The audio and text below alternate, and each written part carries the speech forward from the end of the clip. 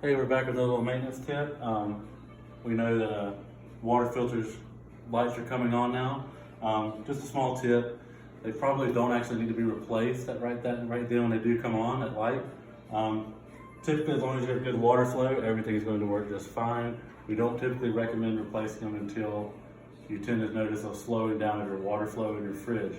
So to reset that, if you would like to, this refrigerator here has it pretty simply set out. It just says filter reset. So if that light was on, we would just hold reset until that light went away.